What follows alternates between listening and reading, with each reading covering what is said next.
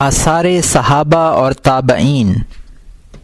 حضرت عمر اپنی رات کی عبادت کے دوران خوف کے مضامین پر مشتمل کوئی آیت تلاوت کرتے تو بے ہوش ہو کر گر جاتے، پھر کئی روز تک آپ کی اس طرح عیادت کی جاتی جس طرح مریضوں کی جاتی ہے۔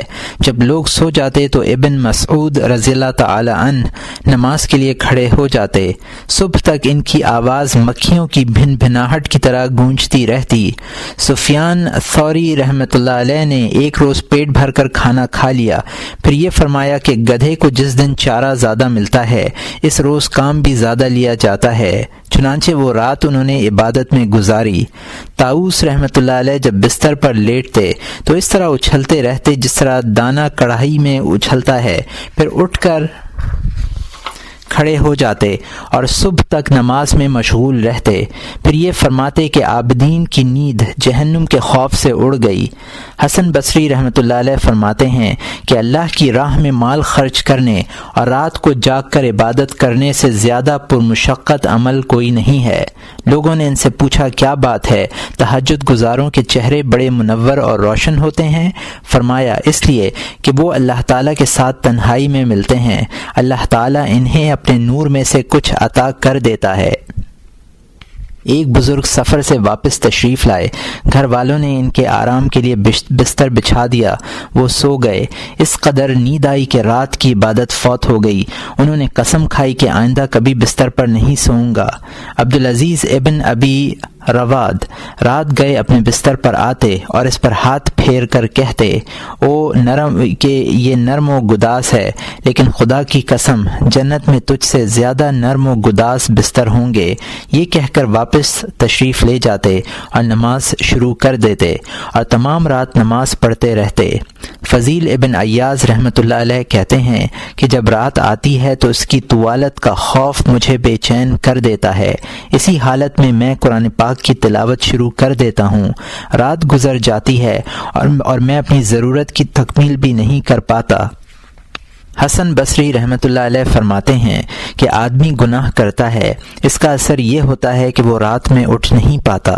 فضیل رحمۃ اللہ علیہ کہتے ہیں کہ اگر تم دن میں روزے نہ رکھ سکو اور رات کو اٹھ کر عبادت نہ کر سکو تو یہ سمجھ لو کہ تم اپنے گناہوں کی وجہ سے محروم کر دیے گئے ہو۔ سلط ابن النسیم تمام رات نماز پڑھتے، صبح ہوتی تو یہ دعا کرتے، اے اللہ مجھ جیسے گناہ گار بندہ جنت کس منہ سے طلب کرے، بس یہی درخواست ہے کہ اپنے عفو و کرم کے طفیل دوزخ سے نجات عطا کر۔ ایک شخص نے کسی دانشور سے کہا کہ میں رات کو اٹھ نہیں پاتا ہوں۔ دانشور نے کہا، اے بھائی دن میں اللہ تعالیٰ کی نافرمانی سے بچو، خواہ رات کو عبادت نہ کرو۔ حسن بن صالح رحمۃ اللہ علیہ کے پاس ایک باندی تھی، آپ نے اسے کسی کے ہاتھ فروخت کر دی۔ جب رات آدھی گزر گئی وہ باندی بیدار ہوئی اور اس نے گھر والوں سے کہا اٹھو اور نماز پڑھو۔ گھر والوں نے کہا کیا صبح ہو گئی؟ باندی نے پوچھا کیا تم فرض نمازوں کے علاوہ کوئی نماز نہیں پڑھتے؟ انہوں نے کہا نہیں۔ وہ باندی حسن کے پاس آئی اور کہنے لگی، اے آقا آپ نے مجھے ایسے لوگوں کے سپرد کر دیا ہے جو صرف فرض نمازیں پڑھتے ہیں، مجھے ان سے واپس لے لیجئے۔ حسن رحمۃ اللہ علیہ نے ان کے روپے واپس کر دیے اور بیع منسوخ کر دی۔ ربی کہتے ہیں کہ میں امام شافعی رحمۃ اللہ علیہ کے مکان میں مدتوں سویا ہوں، میں نے دیکھا کہ آپ رات کو بہت کم سویا کرتے تھے۔ ابو الجویریہ کہتے ہیں کہ میں نے اپنی زندگی کے 6 مہینے ابو حنیفہ رحمۃ اللہ علیہ کی صحبت میں گزارے۔ ان 6 مہینوں میں ایک رات بھی ایسی نہیں تھی کہ آپ نے اپنا پہلو زمین پر رکھا ہو۔ ابو حنیفہ رحمۃ اللہ علیہ پہلے آدھی رات سوتے تھے اور آدھی رات عبادت کیا کرتے تھے۔ ایک دن کچھ لوگوں کے پاس سے گزرے، ان میں سے کسی نے ابو حنیفہ رحمۃ اللہ علیہ کی طرف اشارہ کرتے ہوئے اپنے رفقا کو بتایا کہ یہ بزرگ تمام رات عبادت کرتے ہیں۔ ابو حنیفہ رحمۃ اللہ علیہ فرماتے ہیں اس دن کے بعد میں تمام رات جاگنے لگا، مجھے شرم آئی کہ لوگ میری وہ تعریف کریں جس کا میں مستحق نہ ہوں۔ یہ بھی روایت ہے کہ رات میں آپ کے لیے بستر ہی نہیں بچھتا تھا۔ مالک بن دینار رحمۃ اللہ علیہ نے ایک رات یہ آیت پڑھی اور پڑھتے پڑھتے صبح کر دی، ام حسب الذین اجترجوا طرح السیئات ان نجعلہم کالذین آمنوا وعملوا الصالحات سواء محیاہم ومماتہم ساء ما یحکمون۔ پارہ نمبر 25 رکوع نمبر 18 آیت نمبر 21۔ یہ لوگ جو برے کام کرتے ہیں کیا یہ خیال کرتے ہیں کہ ہم ان کو ان لوگوں کے برابر رکھیں گے جنہوں نے ایمان اور عمل صالح اختیار کیا کہ ان سب کا جینا اور مرنا یکساں ہو جائے؟ یہ برا حکم لگاتے ہیں۔ ایمان اور عمل صالح اختیار کیا کہ ان سب کا جینا اور مرنا یکساں ہو جائے، یہ برا حکم لگاتے ہیں۔ مغیرہ ابن حبیب رحمۃ اللہ علیہ کہتے ہیں کہ میں نے مالک ابن دینار کو دیکھا کہ انہوں نے عشاء کے بعد وضو کیا، پھر نماز کے لیے کھڑے ہوئے، اپنی داڑھی پکڑی اور اتنا روئے کہ آواز رند گئی اور یہ دعا کی، اے اللہ مالک کے بڑھاپے کو دوزخ پر حرام کر دے۔ تجھے معلوم ہے کہ جنت میں کون رہے گا اور دوزخ میں کون رہے گا، تو یہ بھی جانتا ہے کہ ان دونوں فریقوں میں سے مالک کس فریق کے ساتھ ہے اور ان دونوں گھروں میں سے مالک کو کس گھر میں رہنا ہے۔ صبح صادق تک ان کی دعاؤں کا سلسلہ جاری رہتا۔ مالک ابن دینار کہتے ہیں کہ ایک رات میں بیدار نہ ہو سکا اور تہجد کی نماز فوت ہو گئی۔ میں نے خواب میں دیکھا کہ ایک بے حد خوبصورت دوشیزہ میرے پاس کھڑی ہے، اس کے ہاتھ میں ایک کاغذ ہے۔ اس نے مجھ سے پوچھا کیا تم یہ تحریر پڑھ سکتے ہو؟ میں نے کہا ہاں۔ اس نے وہ کاغذ میری طرف بڑھا دیا، اس میں یہ اشعار لکھے ہوئے تھے، أإلهتك اللذائذ ولا ماني أنا البيد إلا وأنسى في الجنان تعيش مخلدة لا موت فيها وتلهو في الجنان مع الإحسان تنبه من منامك عن خير من النوم التهجد بالقرآن۔ ترجمہ، کیا تجھے لذتوں اور آرزوؤں نے جنت کی خوبصورت حوروں سے غافل کر دیا ہے؟ تو وہاں ہمیشہ رہے گا، اس میں موت نہیں ہوگی، اور تو وہاں حسیناؤں کے ساتھ تفریح کرے گا۔ نیند سے بیدار ہو اور یہ بات جان لے کہ تہجد میں قرآن پاک کی تلاوت کرنا نیند سے بہتر ہے۔ بیان کیا جاتا ہے کہ مسروق رحمۃ اللہ علیہ نے حج کیا، انہوں نے سفر کی تمام راتیں خداوند قدوس کے حضور سجدہ کرنے میں بسر کر دیں۔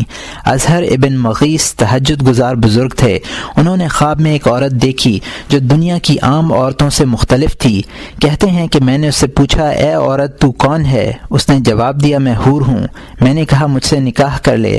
اس نے کہا میرے مالک کے پاس نکاح کے لیے پیغام بھیجو اور میرا مہر ادا کرو۔ میں نے اس کا مہر دریافت کیا۔ حور نے بتلایا کہ میرا مہر یہ ہے کہ رات میں زیادہ سے زیادہ نماز پڑھو۔ یوسف ابن مہران کہتے ہیں کہ مجھے کسی نے یہ بتلایا کہ عرش کے نیچے مرغ کی صورت کا ایک فرشتہ ہے، اس کے پنجے موتی کے ہیں اور خار سبز برجت کے ہیں۔ جب رات کا تہائی حصہ گزر جاتا ہے وہ مرغ فرشتہ اپنے بازو پھڑپھڑاتا ہے اور یہ کہتا ہے کہ نماز پڑھنے والے بیدار ہو جائیں۔ جب صبح ہو جاتی ہے تو وہ اپنے بازوؤں کو ایک دوسرے پر مار کر کہتا ہے کہ غافل لوگ گناہوں کا بوجھ لے کر اٹھیں۔ وہب ابن منبہ یمانی رحمۃ اللہ علیہ کے بارے میں روایت ہے کہ انہوں نے 30 برس تک اپنا پہلو زمین پر نہیں رکھا۔ وہ یہ کہا کرتے تھے کہ گھر میں بستر ہونے کے مقابلے میں بہتر یہ ہے کہ شیطان میرے یہاں مقیم ہو، اس لیے کہ بستر سے غفلت پیدا ہوتی ہے اور شیطان کا کام بھی یہی ہے کہ لوگوں کو اللہ سے غافل کرے۔ وہب یمانی رحمۃ اللہ علیہ کے بارے میں یہ بھی سنا گیا ہے کہ ان کے پاس چمڑے کا ایک تکیہ تھا، جب وہ نیند کی شدت سے مغلوب ہوتے اس پر اپنا سینہ رکھ لیتے اور چند جھونکے لے لیتے تھے، پھر نماز میں مشغول ہو جاتے۔ ایک بزرگ کہتے ہیں کہ میں نے خواب میں اللہ تعالیٰ کی زیارت کی اور آپ کا یہ ارشاد سنا کہ میری عزت و جلال کی قسم میں سلیمان تیمی کو بلند مقام عطا کروں گا۔ اس نے 40 برس تک عشاء کے وضو سے صبح کی نماز پڑھی ہے۔ کہتے ہیں کہ سلیمان تیمی کی رائے یہ تھی کہ دل میں نیند کا تصور پیدا ہونے سے وضو باطل ہو جاتا ہے۔ قدیم آسمانی کتابوں میں باری تعالیٰ کا یہ ارشاد منقول ہے کہ میرا حقیقی بندہ وہ ہے جو اٹھنے کے لیے مرغ کی آواز کا انتظار نہ کرے۔ قیام اللیل کی آسان تدبیریں۔ رات کو اٹھنا واقعتاً مشکل ہے۔ جن لوگوں کو اللہ تعالی حسن توفیق سے نوازتے ہیں وہ ان ظاہری اور باطنی تدابیر پر عمل کرتے ہیں جن سے شب بیداری آسان ہو تو وہ کسی دشواری کے بغیر رات کو اٹھ جاتے ہیں اور اللہ تعالیٰ کی عبادت سے اپنی عاقبت سنوارتے ہیں۔ ذیل میں ہم رات کو اٹھنے کی آسان تدبیریں بیان کر رہے ہیں۔ اس سلسلے کی ظاہری تدابیر 4 ہیں۔ پہلی تدبیر یہ ہے کہ کھانا زیادہ نہ کھائے۔ کھانا زیادہ کھانے سے پانی بھی زیادہ پینا ہوگا، اس سے نیند آئے گی اور رات کو اٹھنا مشکل ہوگا۔ چنانچہ بعض بزرگان دین دسترخوان پر بیٹھے ہوئے طالبان حق سے مخاطب ہو کر کہتے، زیادہ مت کھاؤ، زیادہ کھاؤ گے تو زیادہ پانی پیو گے، زیادہ پانی پینے سے نیند زیادہ آئے گی اور موت کے وقت زیادہ پچھتانا پڑے گا۔ معدے کو کھانے کی گرانی سے بچانا اس سلسلے کی سب سے اہم تدبیر ہے۔ دوسری تدبیر یہ ہے کہ دن کے وقت ایسا کام نہ کرے جس سے بدن تھک جائے اور اعضاء آرام کی ضرورت محسوس کریں۔ زیادہ مشقت کے کام کرنے سے بھی نیند آتی ہے۔ تیسری تدبیر یہ کہ دوپہر کو قیلولہ ضرور کرے۔ رات کو اٹھنے کے لیے دن میں سونا مستحب ہے۔ یہ ابن ماجہ کی حدیث ہے جس کو ابن عباس رضی اللہ تعالیٰ عنہ نے روایت کیا ہے۔ چوتھی تدبیر یہ ہے کہ دن کو گناہ زیادہ نہ کرے۔ گناہوں کے ارتکاب سے دل سخت ہو جاتا ہے اور اللہ کی رحمت شامل حال نہیں رہتی۔ ایک شخص نے حسن بصری رحمۃ اللہ علیہ سے کہا کہ میں آرام سے سوتا ہوں، دل یہ چاہتا ہے کہ رات میں اٹھ کر نماز پڑھوں، وضو کا پانی بھی تیار رکھتا ہوں، لیکن معلوم نہیں مجھے کیا ہو گیا ہے، 1000 کوشش کے باوجود آنکھ نہیں کھلتی۔ حسن نے جواب دیا، تیرے گناہ تجھے اٹھنے سے روکتے ہیں۔ حسن بصری رحمۃ اللہ علیہ جب بازار تشریف لے جاتے اور لوگوں کی لغو اور بیہودہ باتیں سنتے تو فرماتے، میرے خیال سے ان لوگوں کی رات بری ہے، یہ لوگ دن میں نہیں سوتے، رات کو کیا جاگیں گے۔ سفیان ثوری رحمۃ اللہ علیہ فرماتے ہیں کہ میں ایک گناہ کی وجہ سے 5 مہینے تک تہجد کی نماز سے محروم رہا۔ لوگوں نے اس گناہ کے متعلق دریافت کیا، فرمایا، میں نے ایک شخص کو روتے ہوئے دیکھ کر سوچا تھا کہ یہ شخص ریاکار ہے۔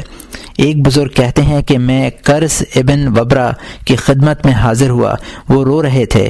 میں نے پوچھا، کسی عزیز کے مرنے کی خبر ملی ہے؟ فرمایا، اس سے بھی زیادہ تکلیف دہ بات ہے۔ میں نے پوچھا، کیا جسم کے کسی حصے میں درد ہے جس کی تکلیف آپ برداشت نہیں کر پا رہے ہیں؟ فرمایا، اس سے بھی زیادہ تکلیف دینے والا واقعہ رونما ہوا ہے۔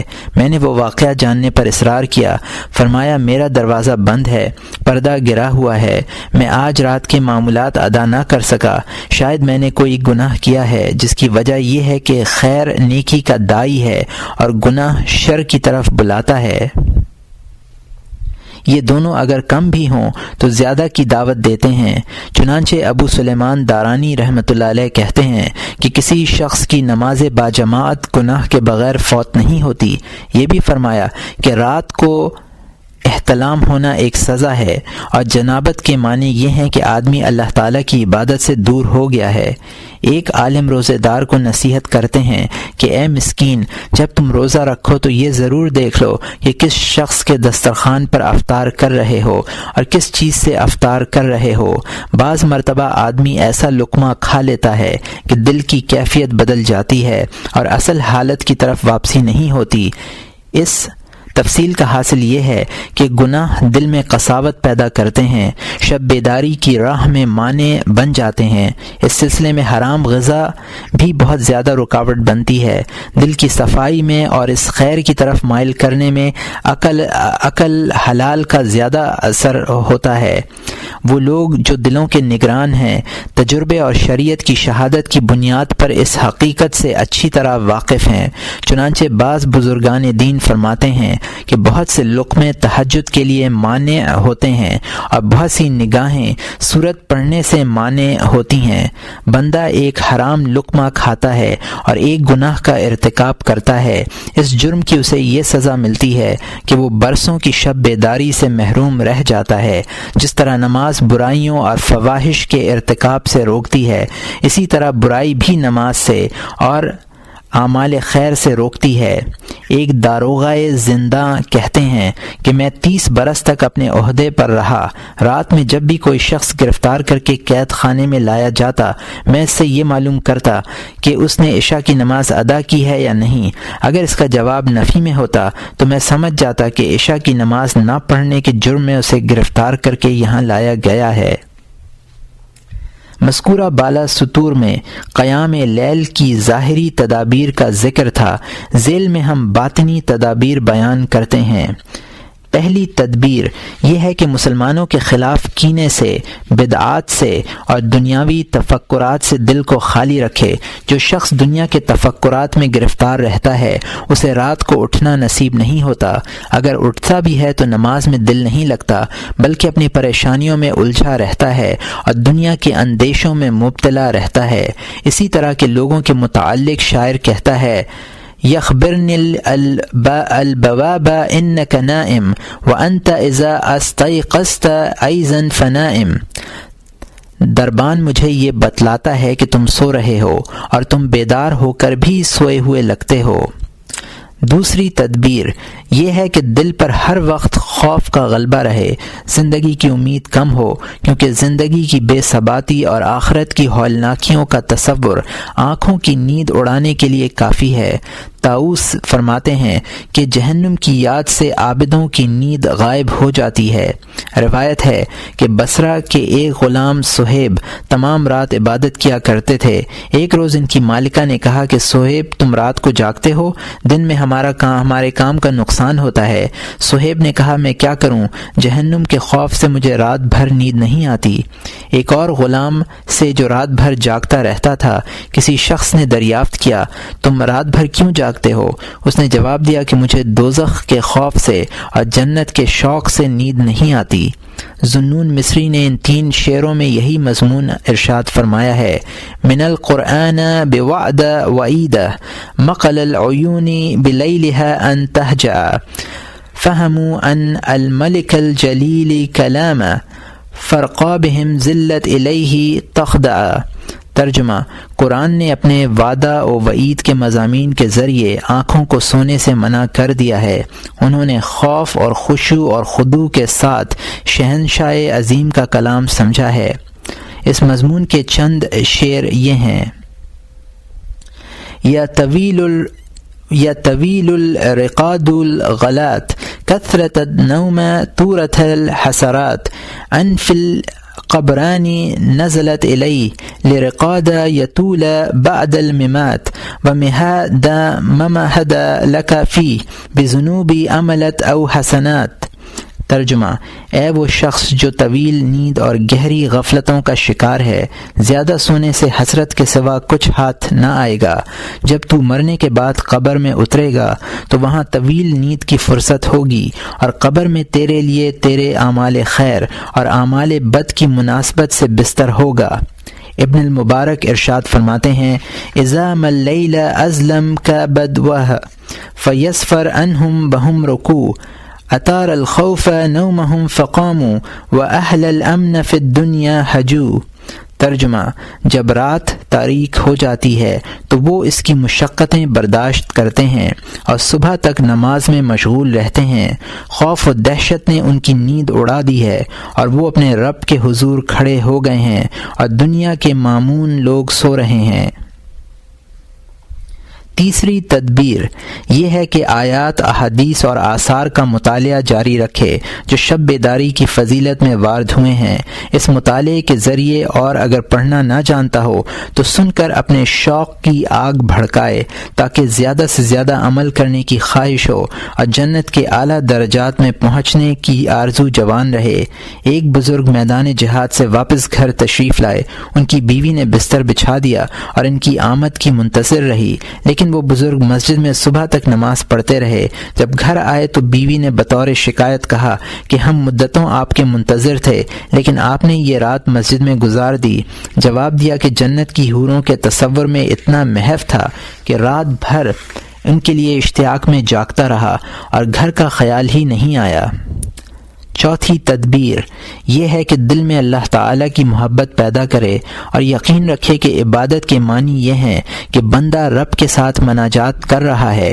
اللہ اپنے بندے کے حالات سے واقف ہے، دل کے خیالات پر بھی دھیان دے اور یہ سمجھے کہ یہ خیالات باری تعالیٰ کے خطابات ہیں اور ان کا مخاطب میں ہوں۔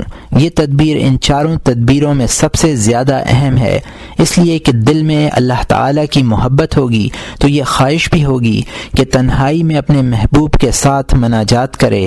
اس مناجات سے اسے لذت حاصل ہوگی اور یہی لذت شب بیداری اور کثرت عبادت کے لیے محرک ہوگی۔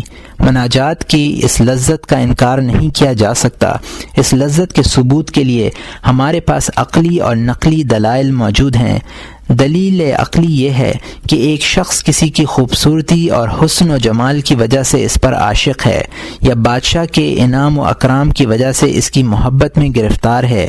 ہمارا مشاہدہ ہے کہ یہ شخص اپنے محبوب کے ساتھ تنہائی میں مل کر اور اس سے گفتگو کر کے بے پناہ لذت پاتا ہے اور اس لذت میں وہ اتنا مدہوش ہو جاتا ہے کہ رات بھر نیند آتی، تھکن کا احساس نہیں ہوتا۔ اگر یہ کہا جائے کہ خوبصورت آدمی کے قرب کی لذت تو اس لیے ہے کہ اس کے حسن و جمال کا مشاہدہ کر رہا ہے، باری تعالیٰ کی دید اس کے بندوں کو کہاں میسر ہے؟ اس کا جواب یہ ہے کہ یہ لذت محض معشوق کا چہرہ دیکھ کر حاصل نہیں ہوتی، بلکہ اگر معشوق کسی اندھیری جگہ ہو یا پردے کے پیچھے محو گفتگو ہو، عاشق کے جذبہ و شوق کا عالم اس وقت بھی قابل دید ہوتا ہے۔ معشوق کے قرب کے تصور سے، اس کے حسن جمال کی تعریف سے اور اپنی محبت کے اظہار سے اسے ناقابل بیان کیف و سرور حاصل ہوتا ہے۔ یہاں یہ بھی کہا جا سکتا ہے کہ عاشق کی لذت کی بنیاد معشوق کا جواب ہے، محض اپنے شوق کا اظہار نہیں ہے۔ بندے کو یہ لذت کیسے مل سکتی ہے؟ وہ خدا کا جواب نہیں سنتا۔ اس کا جواب یہ ہے کہ عاشق اپنے معشوق کی خاموشی کے باوجود اظہار سے لذت پاتا ہے۔ اس کے لیے صرف اتنا جاننا کافی ہے کہ معشوق اس کی گفتگو سن رہا ہے۔ اہل یقین جب عبادت کرتے ہیں اور تنہائیوں میں اللہ تعالیٰ کی طرف لو لگا کر بیٹھتے ہیں تو ان کے دلوں پر مختلف کیفیتیں وارد ہوتی ہیں۔ وہ ان کیفیتوں کو باری تعالیٰ کی طرف منسوب کرتے ہیں اور ان سے لذت پاتے ہیں۔ اسی طرح وہ لوگ بھی محض انعام کی توقع سے لذت پاتے ہیں جو بادشاہوں سے خلوت میں ملتے ہیں اور ان کے سامنے اپنی درخواستیں پیش کرتے ہیں۔ بادشاہوں کے انعام کی توقع اور امید کی لذت کا یہ عالم ہے کہ اس منعم حقیقی کے انعام کی توقع سے لذت کیوں نہ حاصل ہوگی، جبکہ اسی کی ذات اس لائق ہے کہ لوگ اپنی حاجت روائی کے لیے اسی کے محتاج ہوں۔ اس کی نعمتیں ان بادشاہوں کی نعمتوں سے زیادہ پائیدار اور مفید ہیں۔ عقلی دلیل یہ ہے کہ وہ لوگ جو رات کو عبادت کرتے ہیں اس لذت سے آشنا ہیں، انہیں یہ لمبی راتیں انتہائی مختصر معلوم ہوتی ہیں۔ جس طرح عاشق کو شب وصال کی تنگی کا شکوہ ہوتا ہے، اسی طرح یہ لوگ بھی ان راتوں کو کوتاہ سمجھتے ہیں۔ چنانچہ کسی شب بیدار عابد سے دریافت کیا گیا کہ رات کو آپ کا کیا حال رہتا ہے؟ انہوں نے کہا، مجھے تو کبھی اس کا خیال بھی نہیں آیا کہ میرا کیا حال ہے، میں تو بس یہ جانتا ہوں کہ رات آتی ہے اور دیکھتے ہی دیکھتے گزر جاتی ہے، میں کچھ سوچ بھی نہیں پاتا۔ ایک بزرگ سے یہی سوال کیا گیا تو انہوں نے فرمایا کہ میں اور رات دو گھوڑے ہیں، کبھی وہ صبح تک مجھ سے آگے نکل جاتی ہے اور کبھی میرا سلسلہ فکر منقطع کر دیتی ہے۔ دوسرے بزرگ سے دریافت کیا گیا کہ رات کو آپ کس کیفیت سے دوچار ہوتے ہیں؟ فرمایا، 1 گھنٹے کی رات ہوتی ہے، اس مختصر وقت میں مجھ پر 2 کیفیتیں طاری ہوتی ہیں۔ جب رات کا اندھیرا پھیلتا ہے دیکھتا ہوں تو خوشی ہوتی ہے، اور ابھی یہ خوشی پوری بھی نہیں ہو پاتی کہ صبح کی سفیدی نمودار ہو جاتی ہے اور میں غمگین ہو جاتا ہوں۔ علی ابن بکار رحمۃ اللہ علیہ کہتے ہیں کہ 40 سال سے مجھے صرف ایک غم ہے اور وہ یہ کہ صبح بہت جلدی ہو جاتی ہے۔ فضیل ابن ایاز رحمۃ اللہ علیہ کہتے ہیں کہ جب آفتاب غروب ہوتا ہے تو یہ سوچ کر میں خوش ہوتا ہوں کہ اب مجھے خلوت نصیب ہوگی اور میں اپنے پروردگار سے مناجات کروں گا۔ جب صبح ہوتی ہے تو یہ سوچ کر غم ہوتا ہے کہ اب لوگ میرے پاس آئیں گے۔ ابو سلیمان دارانی رحمۃ اللہ علیہ کہتے ہیں کہ شب بیداروں کو ان لوگوں کے مقابلے میں زیادہ لذت حاصل ہوتی ہے جو لہو و لعب میں مشغول ہیں۔ میرا حال تو یہ ہے کہ اگر رات کا وجود نہ ہوتا تو میں دنیا میں رہنے کو کبھی پسند نہیں کرتا۔ یہ بھی فرماتے تھے کہ اگر شب زندہ داروں کو اعمال کے ثواب کے بجائے شب بیداری کی لذت مل جائے تو یہی بڑی نعمت ہے۔ ایک عالم کہتے ہیں کہ دنیا کی کوئی لذت ایسی نہیں ہے جو جنت کی لذت کے مشابہ ہو، تاہم وہ لذت و حلاوت جنت کی لذت و حلاوت سے مشابہ ہے جو باری تعالی کے حضور عاجزی کرنے والے رات کو اپنی مناجات کے دوران پاتے ہیں۔ ایک بزرگ کا ارشاد ہے کہ مناجات کی لذت کا تعلق دنیا سے نہیں ہے بلکہ جنت کی نعمتوں میں سے ایک نعمت ہے۔ باری تعالی نے اپنے خاص بندوں اور دوستوں کو یہ نعمت عطا کی ہے، دوسرے لوگ اس سے محروم ہیں۔ ابن المنقدر رحمۃ اللہ علیہ فرماتے ہیں کہ دنیا کی صرف 3 لذتیں باقی رہنے والی ہیں، ایک رات کو جاگنے کی لذت، دوسرے بھائیوں سے ملاقات کی لذت، تیسری باجماعت نماز پڑھنے کی لذت۔ ایک عارف باللہ فرماتے ہیں کہ سحر کے وقت اللہ تعالیٰ ان لوگوں کے قلوب کی طرف توجہ فرماتے ہیں جنہوں نے تمام رات عبادت کی اور انہیں نور سے بھر دیتے ہیں، پھر ان پاک باز بندوں کا زائد نور غافلوں کے دلوں میں منتقل ہو جاتا ہے۔ پچھلے علماء میں کسی عالم نے اللہ تعالیٰ کا یہ ارشاد نقل کیا ہے کہ میرے کچھ بندے ایسے ہیں جنہیں میں محبوب رکھتا ہوں اور وہ مجھ سے محبت کرتے ہیں اور میرے مشتاق ہیں، میں ان کا مشتاق ہوں، وہ میرا ذکر کرتے ہیں، میں ان کا ذکر کرتا ہوں، وہ میری طرف دیکھتے ہیں، میں ان کی طرف دیکھتا ہوں۔ اگر تو ان کے طریقے کے مطابق عمل کرے گا تو میں تجھ کو دوست رکھوں گا، اور اگر تو ان سے انحراف کرے گا تو میں تجھ سے ناراض رہوں گا۔ ان بندوں کی علامت یہ ہے کہ وہ دن کو اس طرح سایہ پر نظر رکھتے ہیں جس طرح چرواہا اپنی بکریوں پر نظر رکھتا ہے، اور غروب آفتاب کے بعد اسی طرح رات کے دامن میں پناہ لیتے ہیں جس طرح پرندے اپنے گھونسلوں میں چھپ جاتے ہیں۔ اور جب رات کا اندھیرا چھا جاتا ہے حبیب اپنے محبوب کے ساتھ خلوت میں چلے جاتے ہیں اور وہ میرے لیے کھڑے ہو جاتے ہیں، میری خاطر اپنے چہرے زمین پر رکھتے ہیں، مجھ سے مناجات کرتے ہیں، میرے انعامات کا تذکرہ کرتے ہیں، اپنے گناہوں کی معافی مانگتے ہیں، کوئی روتا ہے، کوئی چیختا ہے، کوئی آہ بھرتا ہے۔ وہ لوگ جس قدر مشقت برداشت کرتے ہیں وہ میری نگاہوں کے سامنے ہیں، میری محبت میں وہ جو کچھ شکوے شکایتیں کرتے ہیں میں ان سے واقف ہوں۔ میرا ان لوگوں پر سب سے بڑا انعام یہ ہے کہ میں اپنا کچھ نور ان کے دلوں میں ڈال دیتا ہوں۔ دوسرا انعام یہ ہے کہ اگر 7 آسمان اور 7 زمینیں ان نیک بندوں کے مقابلے میں لائی جائیں تو میں انہیں ترجیح دوں۔ تیسرا انعام یہ ہے کہ میں اپنے چہرے سے ان کی طرف متوجہ ہو جاتا ہوں۔ کوئی جانتا ہے کہ جن لوگوں کی طرف میں اس طرح متوجہ ہوتا ہوں انہیں کیا دینا چاہتا ہوں؟ مالک ابن دینار رحمۃ اللہ علیہ فرماتے ہیں کہ جب بندہ رات کو اٹھ کر تہجد پڑھتا ہے تو اللہ تعالیٰ اس کے قریب آ جاتے ہیں۔ ان قدسی صفت انسانوں کے دلوں میں سوز و گداس اور رقت کی یہ کیفیت اسی لیے پیدا ہوتی ہے کہ انہیں باری تعالیٰ کا قرب میسر تھا۔ کتاب المحبت میں ہم اس موضوع پر اجمالی گفتگو کریں گے۔ روایت ہے اللہ تعالیٰ فرماتے ہیں، اے بندے میں تیرے دل کے قریب ہو گیا اور تو نے غیب سے میرے نور کا مشاہدہ کر لیا۔ ایک مرید نے اپنے شیخ سے عرض کیا کہ میں رات بھر جاگتا ہوں، نیند نہیں آتی، کوئی ایسی تدبیر بتلا دیجئے جس سے نیند آ جائے۔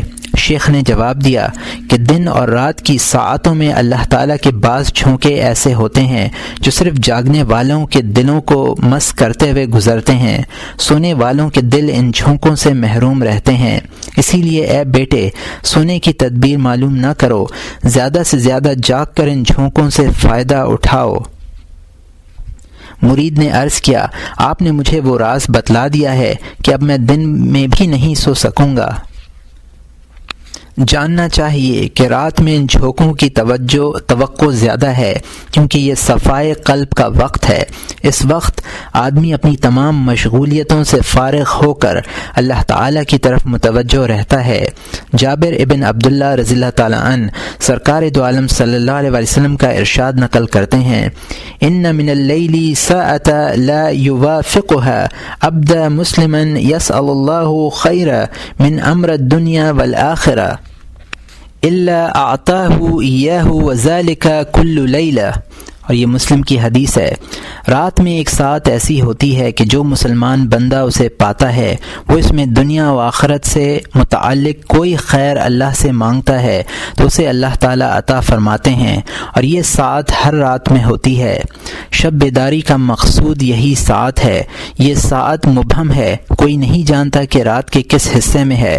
جس طرح رمضان کے مہینے میں شب قدر اور جمعے کے دن قبولیت کی گھڑی متعین نہیں کی جا سکتی، اسی طرح یہ ساعت بھی متعین نہیں ہے۔ کیا بعید ہے کہ رحمت کے جھونکوں کے لیے وہی ساعت مخصوص ہو۔ رات کی تقسیم کا بیان۔ مقدار کے اعتبار سے شب بیداری کے 7 طریقے ہیں۔ پہلا طریقہ یہ ہے کہ تمام رات جاگے۔ تمام رات کی عبادت صرف ان لوگوں کا حصہ ہے جو خداوند قدوس کی عطا کردہ توفیق خاص کے طفیل جاگنے پر قادر ہیں۔ یہ وہ لوگ ہیں جنہوں نے اپنے آپ کو اللہ تعالیٰ کی عبادت کے لیے خاص کر لیا ہے۔ مناجات میں انہیں لذت ملتی ہے۔ شب بیداری ان کی غذا ہے۔ عبادت ان کے دلوں کی زندگی ہے۔ وہ رات کو جاگتے ہیں، دن میں نیند پوری کر لیتے ہیں۔ بعض اکابرین سلف کا معمول یہی تھا کہ وہ لوگ عشاء کے وضو سے صبح کی نماز پڑھا کرتے تھے۔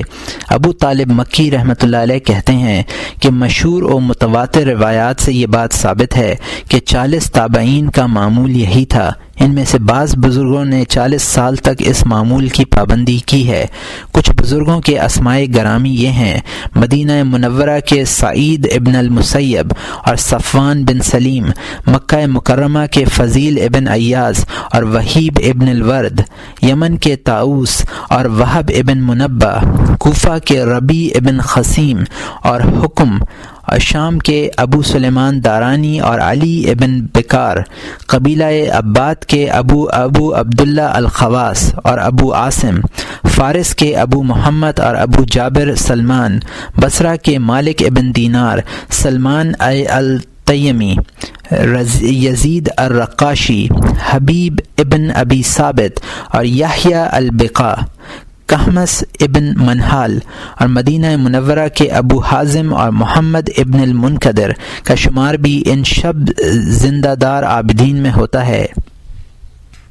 اول الذکر ایک مہینے میں 90 قرآن پاک ختم کرتے تھے، اور اس طرح پڑھتے کہ اگر قرآن کی کسی آیت کے معنی ان کی سمجھ میں نہ آتے تو اس آیت کو دوبارہ پڑھتے، رحمہم اللہ تعالی علیہم اجمعین۔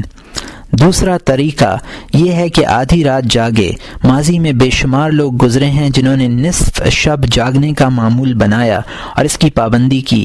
اس سلسلے میں بہتر طریقہ یہ ہے کہ رات کا ابتدائی اور آخری حصہ سونے میں بسر کرے تاکہ رات کا درمیانی حصہ عبادت میں گزرے۔ عبادت کے لیے یہ وقت افضل ہے۔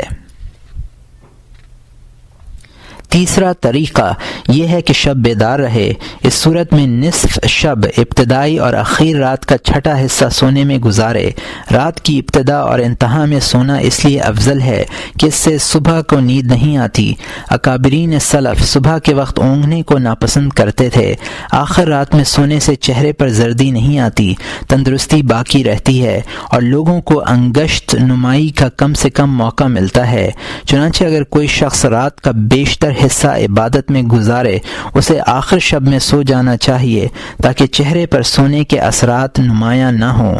حضرت عائشہ رضی اللہ عنہا سرکار دو عالم صلی اللہ علیہ وسلم کا معمول بیان فرماتی ہیں کہ جب آپ آخر شب میں وتر پڑھ لیتے تھے تو اگر آپ کو ضرورت ہوتی تو اپنی ازواج مطہرات کے پاس تشریف لے جاتے، ورنہ جائے نماز پر آرام فرماتے۔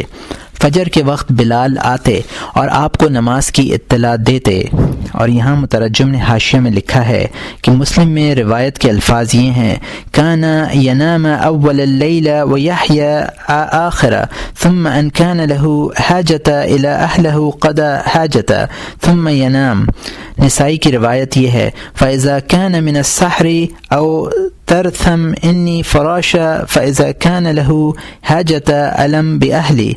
ابو داود کے الفاظ یہ ہیں، کان اذا قضى صلاته من آخر اللیل نظر فان كنت مستيقظة حدثني وان كنت نائما ایقظني وصلی رکعتين ثم ادتجى حتى يأتيه المؤذن فيؤذنه بصلاة الصبح فيصلي ركعتين خفيفتين ثم يخرج إلى الصلاة۔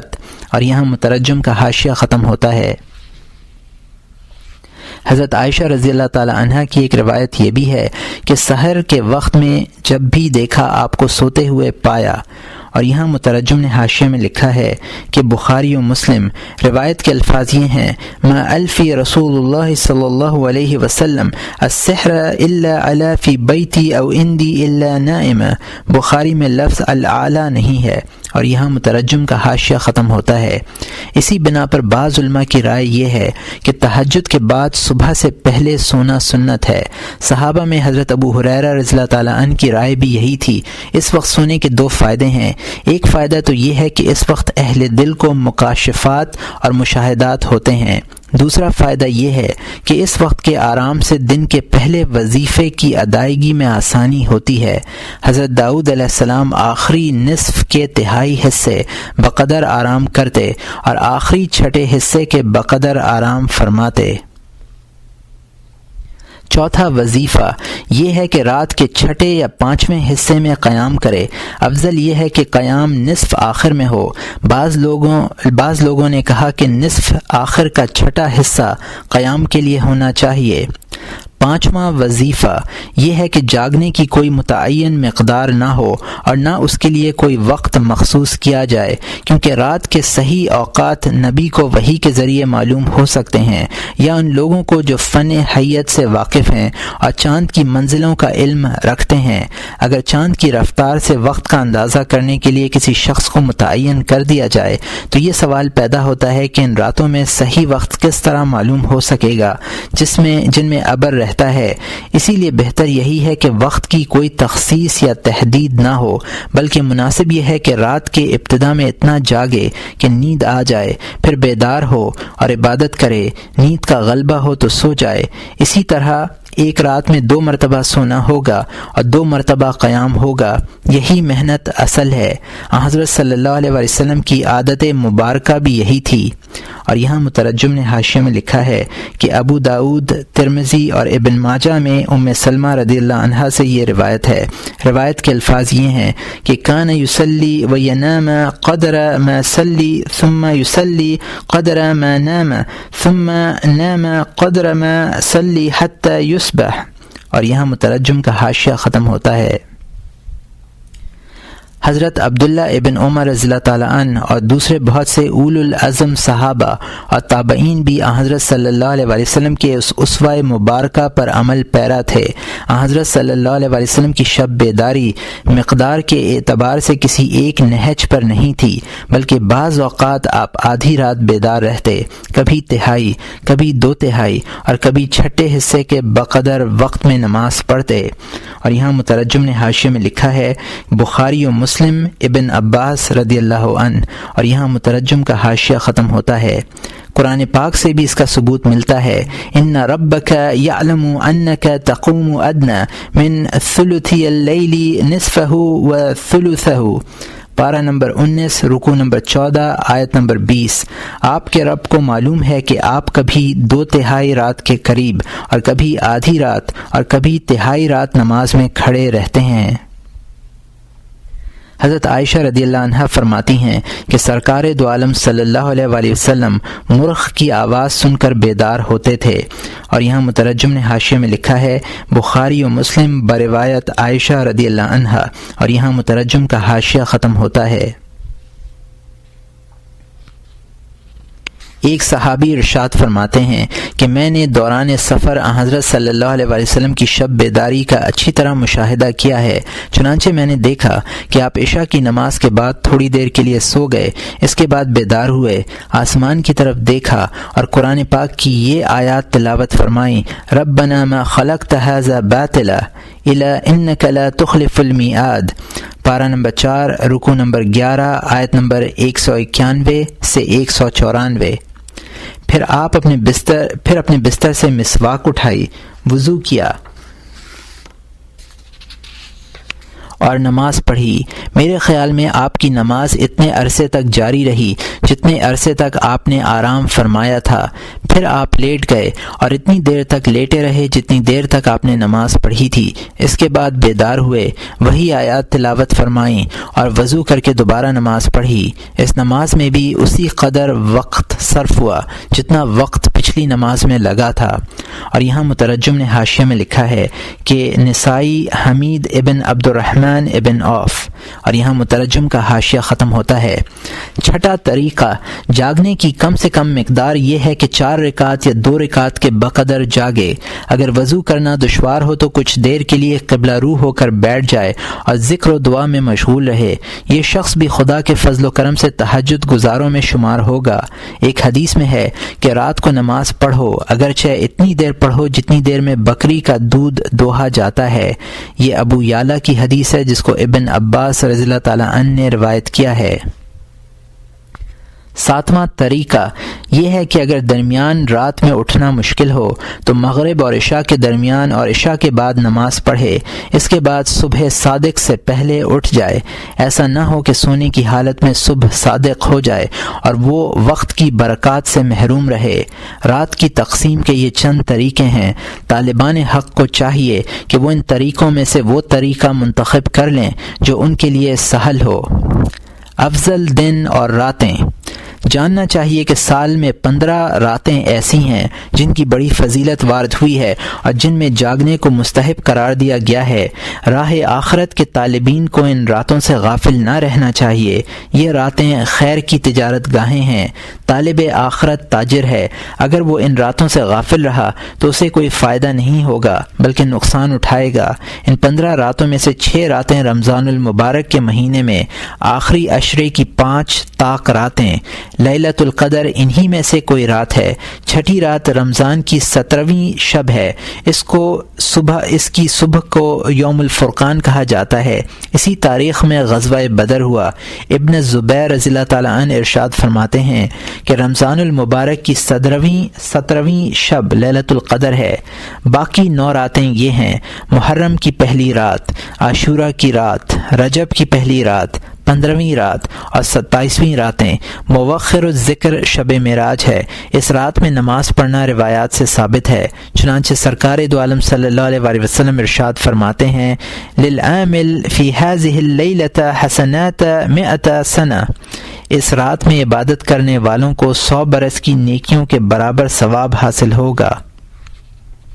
اور یہاں مترجم نے حاشیے میں لکھا ہے کہ ابو موسیٰ المدینی نے کتاب فضائل الایام واللیالی میں لکھا ہے کہ ابو محمد حباری نے حاکم ابو عبداللہ ان محمد ابن الفضل ان ابان ان انس رضی اللہ تعالیٰ عنہ یہ روایت نقل کی ہے، لیکن ابو الفضل اور ابان دونوں ضعیف ہیں اور حدیث منکر ہے۔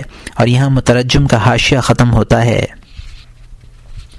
بیان کیا جاتا ہے کہ جو شخص اس رات میں 12 رکعتیں پڑھے، ہر رکعت میں سورہ فاتحہ اور قرآن کریم کی کوئی سورت تلاوت کرے، ہر 2 رکعت کے بعد تشہد کے لیے بیٹھے، آخر میں سلام پھیرے، نماز کے بعد 100 مرتبہ یہ الفاظ کہے سبحان اللہ والحمد للہ ولا الہ الا اللہ واللہ اکبر، 100 مرتبہ استغفار کرے، 100 مرتبہ درود پڑھے، پھر اپنے لیے دعا مانگے تو اس کی دعا قبول ہوگی، بشرط یہ کہ اس کا تعلق کسی مصیبت سے نہ ہو۔ شعبان کی 13ویں رات اس رات میں 100 رکعتیں پڑھی جاتی ہیں۔ ہر رکعت میں سورہ فاتحہ کے بعد 10 مرتبہ سورہ اخلاص پڑھے۔ اکابرین سلف اس نماز کی بڑی پابندی فرماتے تھے۔ نوافل کے باب میں ہم اس نماز کا ذکر کر چکے ہیں۔ عرفہ کی رات، عید الفطر کی رات، عید الاضحیٰ کی رات، عیدین کی راتوں کے سلسلے میں سرکار دو عالم صلی اللہ علیہ وسلم کا ارشاد ہے: من احیی لیلتی العیدین لم یمت قلبہ یوم تموت القلوب۔ یہ ابن ماجہ کی حدیث ہے جس کو ابو امامہ رضی اللہ تعالیٰ عنہ نے روایت کیا ہے۔ جو شخص عیدین کی دونوں راتوں میں عبادت کرے گا اس کا دل اس دن بھی زندہ رہے گا جس دن تمام لوگوں کے دل مر جائیں گے۔ سال کے افضل ترین دن 19 ہیں: یوم عرفہ، یوم عاشور، رجب کی 27ویں تاریخ۔ اس دن کی بڑی فضیلت ہے۔ حضرت صلی اللہ علیہ وسلم ارشاد فرماتے ہیں: من صام یوم 27 من رجب كتب الله له صيام 60 شهرا وهو اليوم الذي أهبط الله فيه جبرائيل عليهم السلام على محمد صلی اللہ علیہ وسلم بالرسالہ۔ یہ ابو موسیٰ المدینی فی کتاب الفضائل کی حدیث ہے اور اس کو شہرہ بن حوشب نے روایت کیا ہے۔ جو شخص رجب کی 27ویں تاریخ کو روزہ رکھے گا اللہ تعالیٰ اسے 60 مہینوں کے روزوں کا ثواب عطا فرمائیں گے۔ یہ وہ دن ہے جس میں جبرائیل علیہ السلام حضرت صلی اللہ علیہ وسلم کے پاس نبوت لے کر آئے۔ رمضان المبارک کی 17ویں تاریخ، اس دن بدر کی جنگ ہوئی۔ شعبان کی 15ویں تاریخ، جمعے کا دن، عید کا دن، ذی الحجہ کے ابتدائی 10 دن جو ایام معلومات بھی کہلاتے ہیں۔ عرفہ کا دن بھی ان میں شامل ہے۔ ایام تشریق کے 3 دن 17 تا 19 انہیں ایام معدودات بھی کہا جاتا ہے۔ حضرت انس رضی اللہ تعالیٰ عنہ سرکار دو عالم صلی اللہ علیہ وسلم کا ارشاد فرماتے ہیں: اذا سلم یوم الجمعۃ سلمت الایام واذا سلم شہر رمضان سلمت السنہ۔ جب جمعے کا دن صحیح گزرتا ہے تو تمام دن صحیح گزرتے ہیں۔ جب رمضان کا مہینہ اچھی طرح گزر جاتا ہے تو پورا سال اچھی طرح گزر جاتا ہے۔ اور یہاں مترجم نے حاشیے میں لکھا ہے کہ کتاب الصلاۃ کی 5ویں باب میں یہ حدیث گزر چکی ہے، اور یہاں مترجم کا حاشیہ ختم ہوتا ہے۔ علماء فرماتے ہیں کہ جو شخص یہ 5 دن لذت میں گزارے گا وہ آخرت کی لذتوں سے محروم رہے گا۔ جمعے کا دن، عید کے 2 دن، عرفے اور عاشورے کا دن، ہفتے میں پیر اور جمعرات کے دن بھی افضل قرار دیے گئے ہیں۔ ان دنوں میں باری تعالیٰ کے سامنے بندوں کے اعمال پیش کیے جاتے ہیں۔